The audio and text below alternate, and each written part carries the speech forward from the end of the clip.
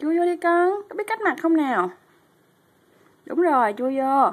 Ừ.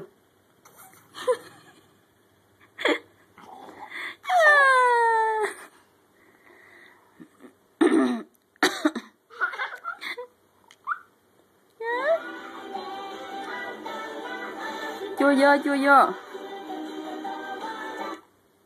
Á? Chui vô kìa ba, chui vô được rồi kìa. Ôi, chui vô. Wow. Trời.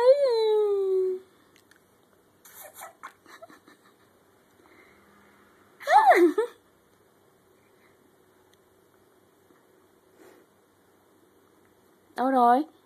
Chui đầu vô chỗ nào? Tay vô chỗ nào? Ừ.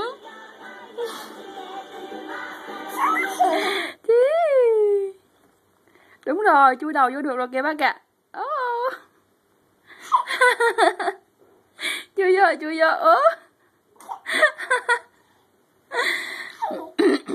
Chui vô kìa. Thôi đâu đó kìa.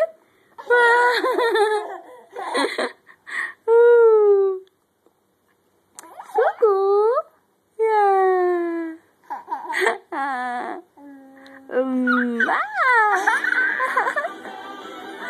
Trời ơi, cho em miệng cười kìa. Sao? Chui ra được không?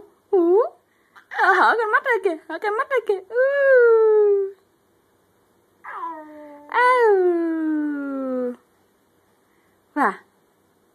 Và chui vô đi con. Thò tay vô nữa chứ.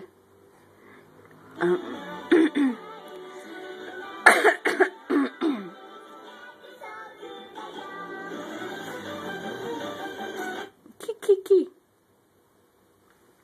Wow.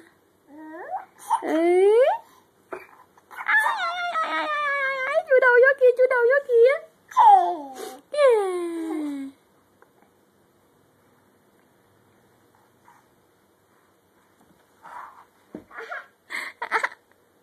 Ba kìa, không chú ý tới con kìa. Nãy giờ con làm đủ kiểu mà ba không chú ý tới con.